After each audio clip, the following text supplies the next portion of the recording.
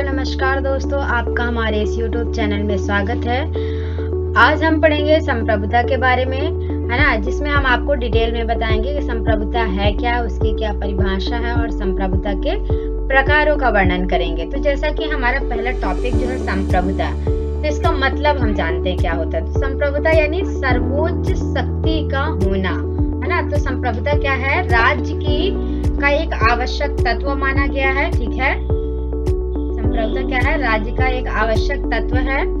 और दूसरा क्या है कि सर्वोच्च शक्ति है, जिसमें कि संप्रभुता राज्य के 4 खंडों में विभाजित है।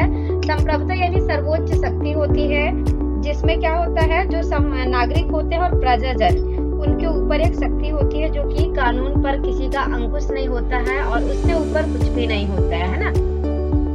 दूसरी बात करें अगर हम इसकी परिभाषा की, तो बारकर ने क्या लिखा है कि कानूनी संस्था होने के कारण जो संप्रभुता है वो राज्य में एक ऐसी शक्ति है जिसका परिणाम उस राज्य के सीमा के अंदर, यानी राज्य के अंदर उत्पन्न होने वाले जितने भी विवाद हैं उन पर लागू करने वाला जो कानून है वो होती है संप्रभुता, जो कि सर्वोच्च या सबसे ऊपर होती है। ठीक है, अगला जो हमारा है संप्रभुता की परिभाषा है ना। तो संप्रभुता की परिभाषा में हम क्या पढ़ेंगे, जो फ्रांसीसी विद्वान बोदिन है उन्होंने इसके विषय में क्या कहा है। तो संप्रभुता अपने नागरिक और विषय पर राज्य की सर्वोच्च शक्ति है जो कानून द्वारा सीमित नहीं है, मतलब इसको नियंत्रित नहीं किया गया है। असीमित शक्तियों के बारे में बताया गया है संप्रभुता को, कि संप्रभुता की जो शक्ति है वो असीमित होती है।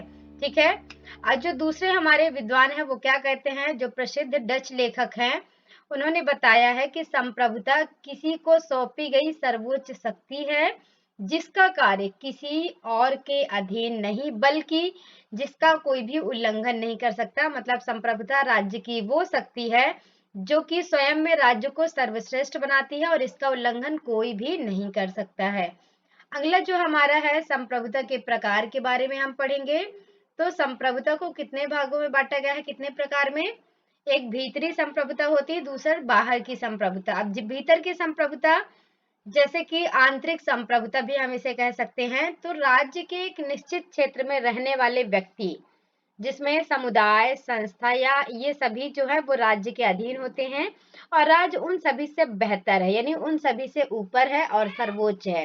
राज्य को उन सभी जो संस्था है, समुदाय है या व्यक्ति है उनको अनुमति देने और अपने जो भी कानून है उनका पालन कराने का अधिकार होता है। ठीक है, तो राज्य के अंदर की जो संप्रभुता या शक्ति होती है उसको हम भीतर की संप्रभुता कहते हैं।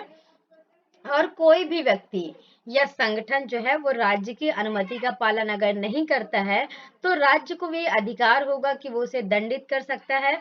और प्रत्येक व्यक्ति में जो मानव जीवन के विकास के लिए विभिन्न सामाजिक, आर्थिक, नैतिक, सांस्कृतिक जितनी भी अन्य संस्थाएं हैं, ऐसी सभी संस्थाओं द्वारा निर्धारित कानून के तहत अपने अपने क्षेत्र में काम करते हैं, है ना।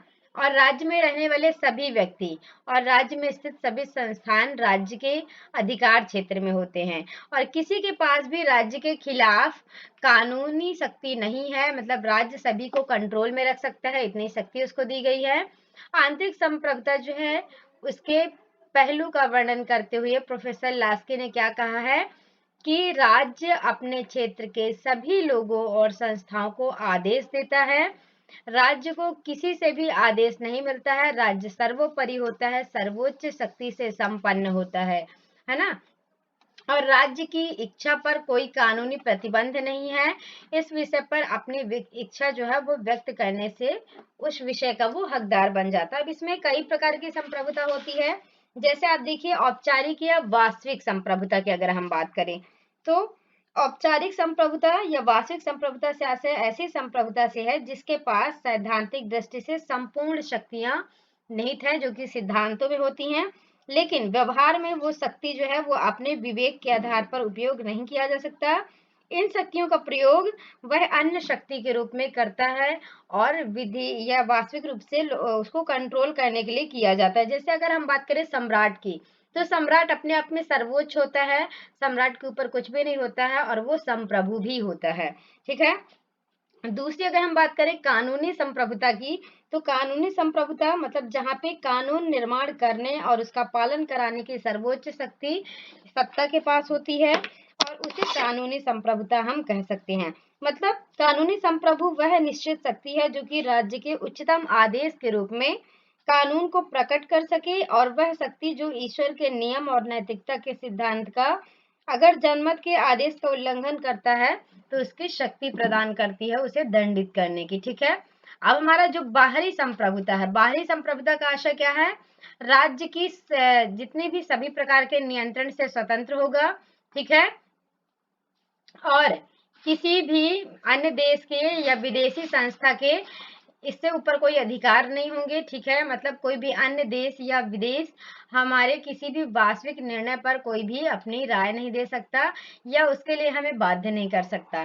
दूसरा, यदि किसी अन्य देश को किसी भी राज्य के मामले में हस्तक्षेप करने का अधिकार है, तो जिस राज्य के मामले में हस्तक्षेप कर रहा है उसके पास मतलब कोई संप्रभुता नहीं है। क्यों? क्योंकि अगर वो सर्वोच्च है तो किसी और को उसके मामले में हस्तक्षेप करने का अधिकार नहीं देती है।